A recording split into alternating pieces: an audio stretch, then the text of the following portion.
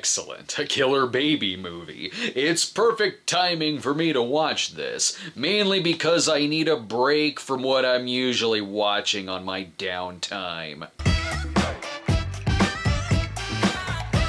Freaking mesmerizing. The 1974 film It's Alive is perfect for if you've just had a baby and if you really love quoting Frankenstein. The film was written and directed by the great Larry Cohen, who worked his ass off so hard in the 70s, he filmed this simultaneously with Hell Up in Harlem, which he shot on weekends. Actually, remembering some of the effects from Hell Up in Harlem, that kind of makes sense now.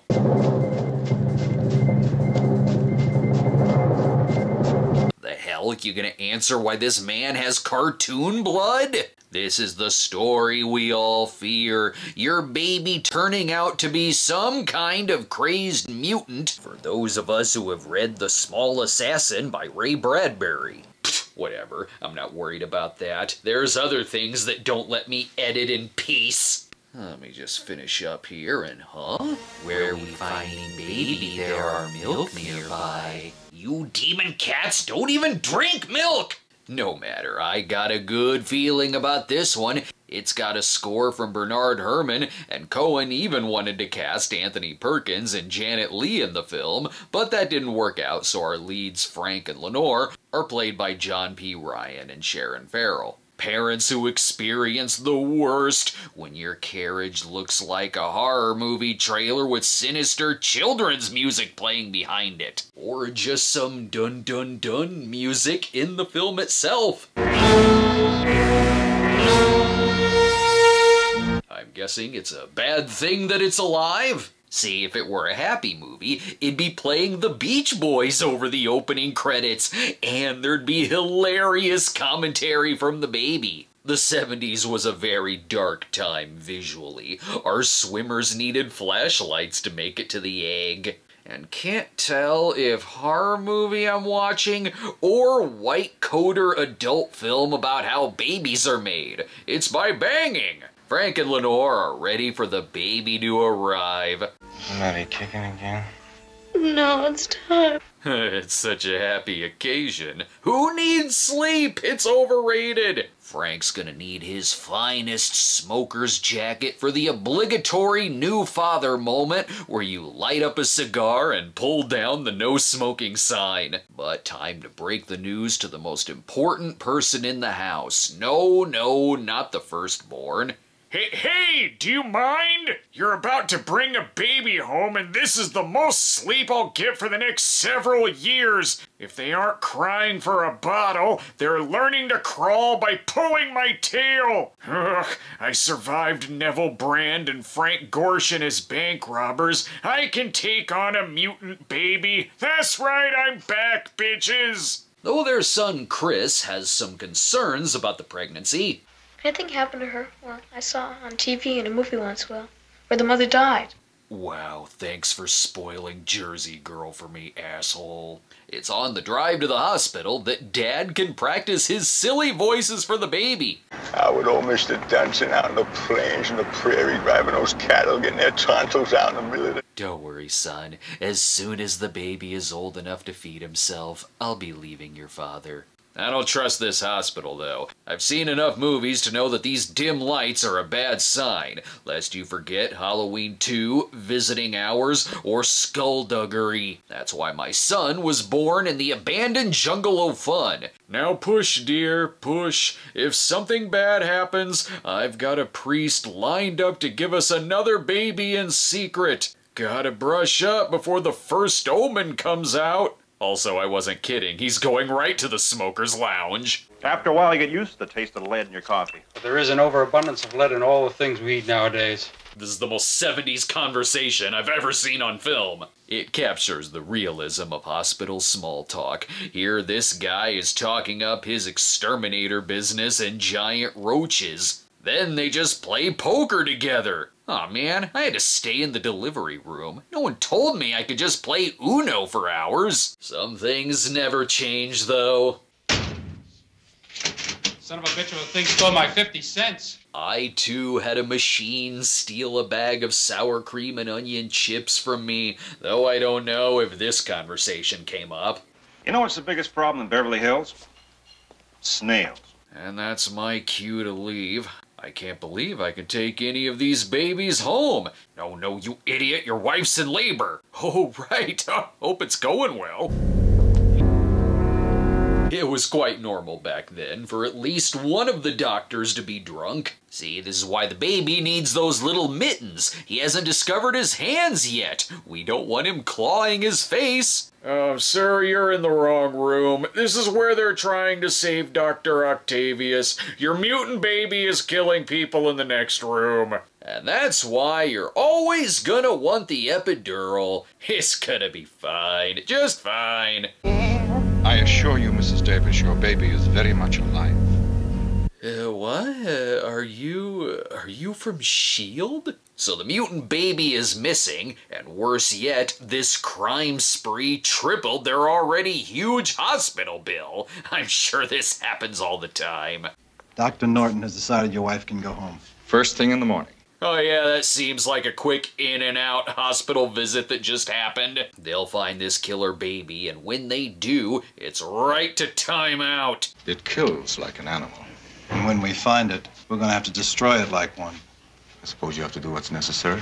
Sure, why not? Means I'll have extra money for my cigarette budget. I can now go out for my cigarette drive anytime I want. Oh, and it's already hit the news. Informed sources at the hospital allege the deaths resulted from attacks by an infant born only today in a mutated form. Even though they're correct, I love that the cops and the reporters instantly jump to a mutant baby did this. Let's take a break. Dad needs a good nap. He's had a rough night listening to monologues about snails and roaches. You prefer Dada? Dad seems more natural to me. Sweet. Still not used to it. I'm still amazed by that peekaboo trick. Baby Bob, series premiere, CBS Monday. We're back, and really, if the baby wasn't gonna get him, the Annabelle doll was probably gonna do something as well. Not to mention, I think they live next door to some fembots. The baby will take care of that. Hello? I know that sound. Is that a killer mutant baby or a giant bee buzzing nearby? Best follow that noise. Absolutely nothing bad will come of this. I knew it. Troll baby! Anyway, the house was beginning to smell. Let's go smoke at work. Barbara, I have to pick up my wife at the hospital tonight, so can you reschedule that Sturbridge dinner for tomorrow evening? Right, my wife should be back on her feet by then. Just another day of being gritty, overly stressed Robert Hartley. Hi, Bob. Come on in. It's been minutes since your last cigarette. Sit down and have another. His boss starts out as the most sensible one. He makes Frank take 3 weeks vacation since he does work at a PR firm, which doesn't exactly gel with everyone knowing his baby is killing people. Frank will do what you say as long as you put it in the most 70s way possible. You know O'Connor's down in accounting. He's got a retarded kid. You know him from the Christmas parties. It's always hilarious when he gets into the eggnog. Frank's life may be falling apart, but some good PR humor is just what he needs. You know what you need is a good public relations firm to handle all of that for you. I hope my son kills you next. Especially since it turns out the boss is a major asshole. Have them empty out his desk. Send his personal articles to his house. And make sure he returns all of his company cigarettes. Don't worry, honey, I have a plan B for our income. Our son will be a star. We'll sell him to Full Moon Pictures.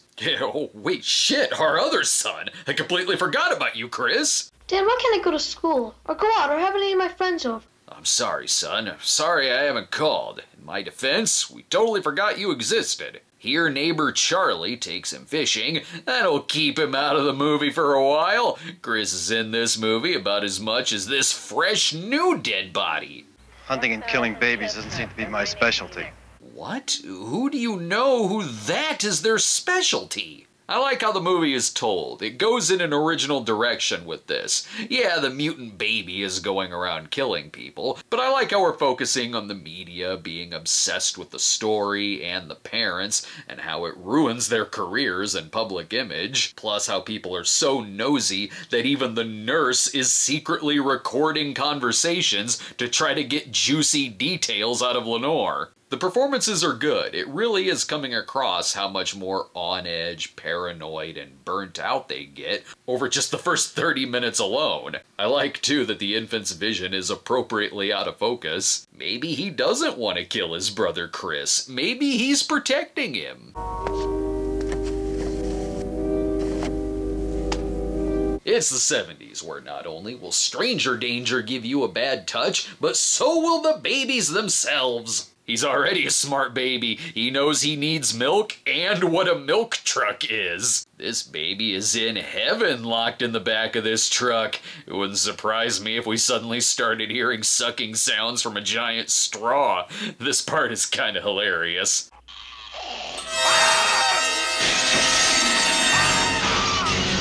No, now you can't drink any of that milk. You'll get a tummy ache. Surround the house, men. Every baby must be considered armed and extremely hungry.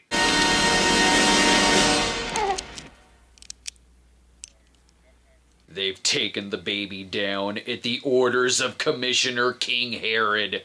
Hell, Frank's already getting money offers for this. They want to do experiments on the child, and the couple couldn't be happier. They can afford a new 1973 Ford Capri and have time to watch Frankenstein all they want. I always thought the monster was Frankenstein. You know, Karloff walking around in these big shoes grunting. And I went to high school and I read the book. Frankenstein was the doctor who created him. Wait, what? But the Halloween costume I got my son specifically said Frankenstein on the packaging. They're all set. They got booze and pills. They're good. Mrs. Douglas, I don't suppose you took the pills I gave you. You really should, you know. In fact, you should really be doing nothing but eating spoonfuls of Quaaludes. It's the only cure we know. That and housework. Make the kitchen more 70s. Needs a puke green ironing board and a piss yellow phone with a giant cord. Don't worry, honey. I'll take the basement. Oh, what the hell? Were we gonna give this to our son? Can't we do anything in the 70s that isn't terrifying? If you're wondering what caused the mutation, it's hinted by this pharmaceutical professional that it could be some sort of untested birth control pill that are having slight mutant baby side effects. You'd think that the government hadn't tested and approved of those products that we put out on the market. That's why it's important couples start conceiving the old-fashioned way after drinking a 6-pack of beer. Hold up, we got a tip. We got the child surrounded. The local school has the biggest collection of Dr. Seuss books in the area. I want that baby in handcuffs before he even thinks about hopping on Pop. What is happening? And why does the more Frank gets anxious, the more he looks like Steven Berkoff? Get Frank in here. We're gonna take this child in for an overdue nap time. Dad can go with this alone, though. You don't mind staying alone? I see the pills are working. We found him in here, Frank. It's worse than you think. He was coloring outside the lines. Only Dad can bring him out of hiding, because it certainly isn't these toys that are again specifically designed to give everyone nightmares. Oh, and this is the same school his son Chris goes to. My son Chris goes to school here. I've been here a million times, PTA meetings. Your kid goes here? Sure, that's right. He's in the 6th grade. Probably just a coincidence. Yeah, it probably is. Still, it's past Scotch and Smoke 30. Glad I could poke around for a little bit, fellas. Now take me home. That's the first mistake. With Dad gone, the baby feels he's free to act up around the babysitters. He's in here, men. Follow the trail of the leaky diaper. He's been off of NBs for a week, and just one piss is making him leak through his onesie. And no matter what you see, shoot it!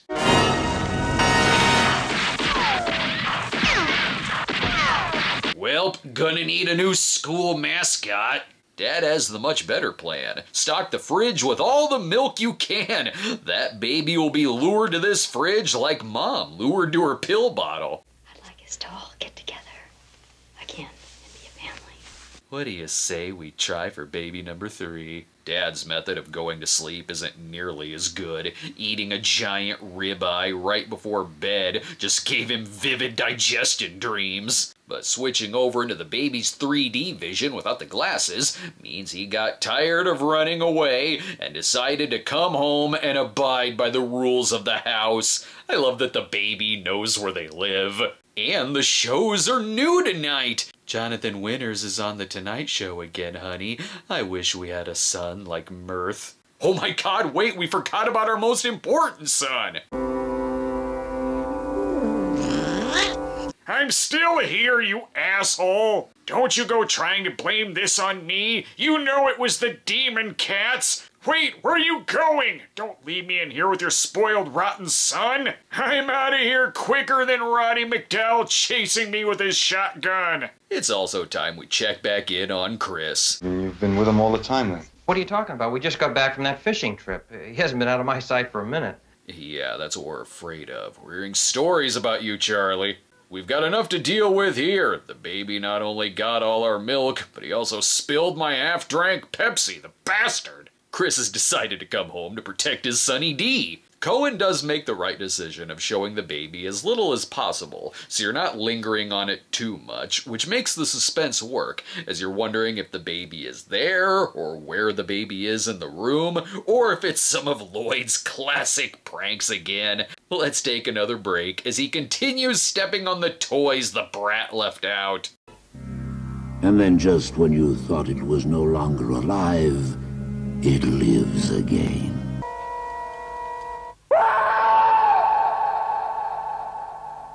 We're back, people. And Mother has found the baby and is already spoiling him. Dad's gotta be the one to roll out the punishment. Why are you so anxious to be the one to do it? Because the police keep missing. On the plus side, Chris finally gets to meet his brother, while Dad demands answers for which one of you dropped the editing machine on the floor. I'm sure I did it.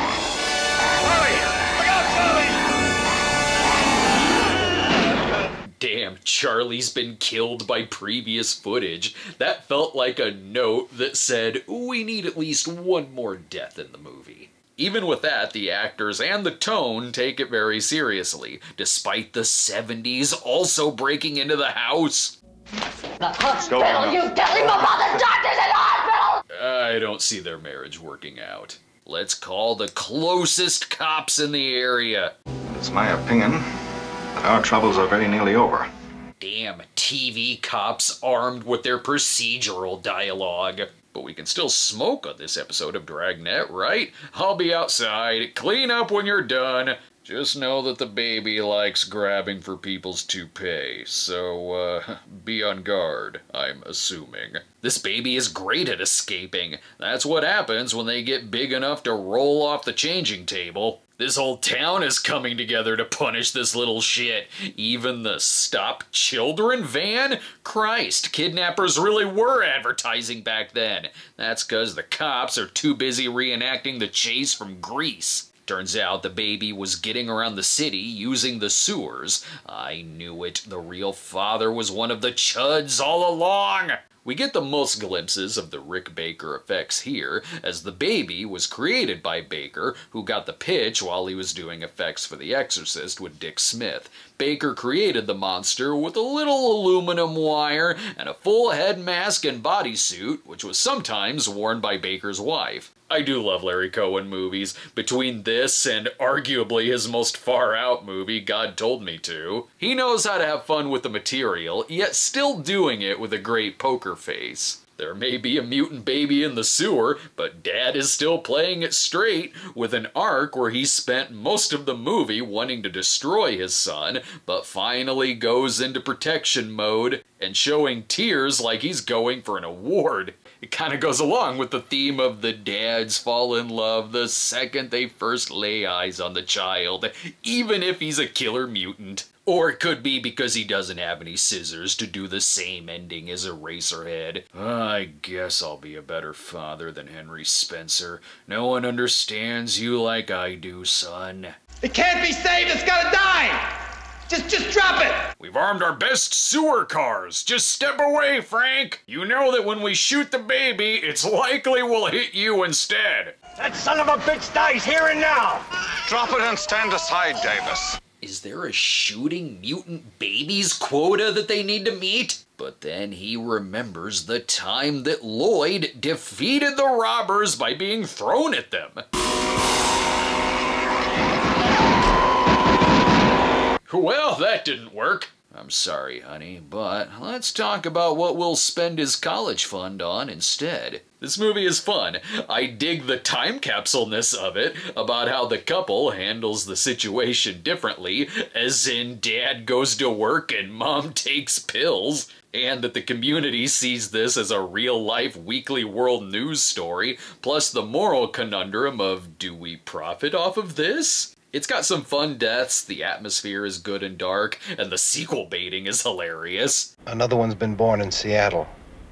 That's their problem. Stop at a gas station. I'm all out of Newports. The film had a rocky start at finding an audience. When it was greenlit, the Warner executives were all behind it until some new executives came in who weren't as keen on the project and gave it a very limited release where it didn't do well. But then other executives eventually replaced them, and there was new faith in the film, so it got a re-release in 1977 with better advertising, and it did well enough for there to be a sequel in '78, then a third film in 1987, and of course the obligatory 2000s remake. That's enough talk of mutant babies. Time to check on my own son, where there's probably only mild danger.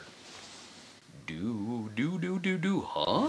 We did look in Baby Buggy, and there was plenty milk for us, Father.